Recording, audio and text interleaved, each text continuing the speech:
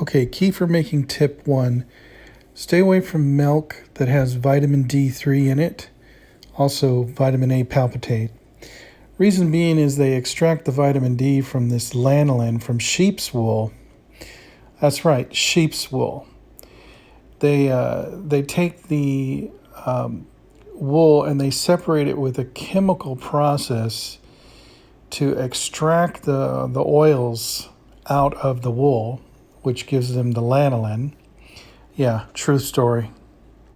So they even add the vitamin A and the vitamin D, those fake ones, to organic milk. So even this brand right here, you can see it's got the fake vitamin D, the fake vitamin A added to it. Also, this is a reduced fat milk. For our kefir, you're going to want to use a whole fat milk because it's going to be healthier, obviously. And we're going to want to get the organic milk, obviously. It's going to make a better kefir, but we're going to want to stay away from anything that's lactose-free. So you're not going to want to get anything like this. And you'll note that even though this is a whole milk, that it also has the fake vitamin D added to it as well. We're also going to want grass-fed organic. This one, however, is 2%, so I would rather go with a whole milk.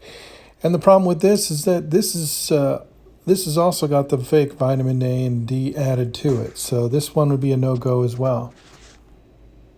Of course, the best would be raw milk because that is not pasteurized and it's not going to kill off any of the good bacteria that is so needed for digestion. I can attribute to this the fact that if you are lactose intolerant, try raw milk because my wife has been drinking it for 2 years. She was lactose intolerant her whole life, and she didn't have any problems with it at all. But ultimately, we started to cut back on it for blood sugar reasons because, the lactose can be high in sugar. So there's that. Now, the whole thing about kefir is that it eats the lactose. So if you're going to use raw milk, and it's going to eat up the lactose, so it's going to lower the sugar, and you're going to have the purest kefir possible if you're using raw milk. But let's say you don't want to use raw milk because, well, it's expensive, and maybe you don't have access to a dairy in the state that you're in. Maybe your state doesn't allow raw milk to be sold at your local health food stores.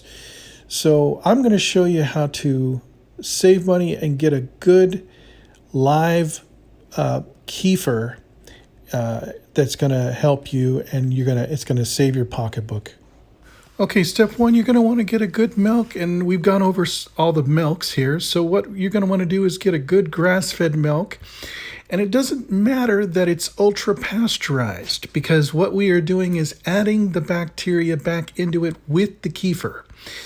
And so you're going to want to get something that's a whole milk, ultra pasteurized, grass-fed, organic. Here's another brand, 100% grass-fed, organic. And, turn the cartons over, look at the back, make sure it just says, milk, and that it doesn't have any added D3 or added vitamin A. And you'll notice that some of these brands, they do have both. So this brand might carry a version of it with the vitamin D in it, but look for the version that does not have the vitamin D or the vitamin A, but it's just pure milk.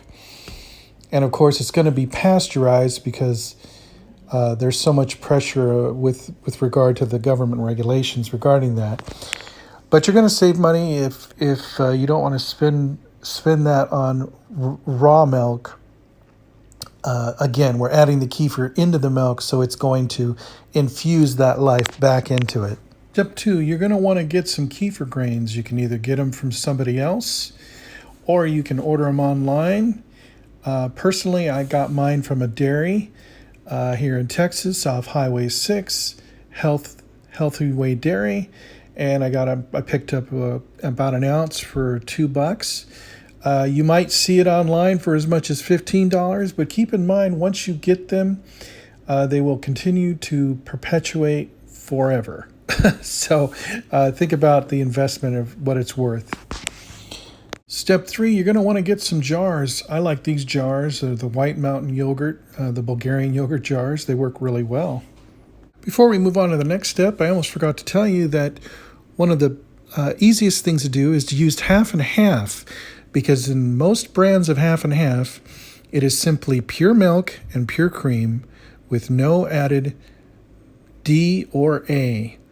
And, I've seen brands at Kroger and I've seen them at HEB as well. So also, though, always look on the back and make sure that you're just simply getting pure milk and pure cream with the half and half. And this is a wonderful alternative and money saving tip for this kefir.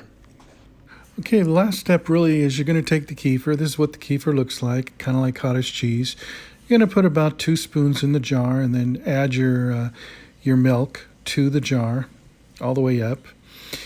And you're going to put that jar on the counter and for about 8 hours. And depending on the heat, you'll just learn, trial and error.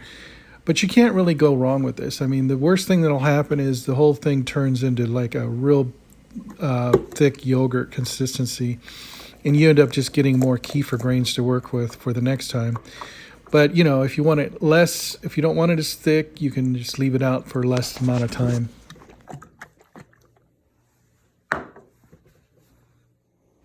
So when it's done and you're ready to strain it, you can use one of these strainers like this.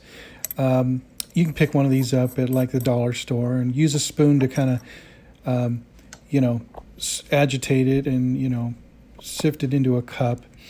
And then take your grains and put them back into your container and put those back in the refrigerator for your ready for your next batch.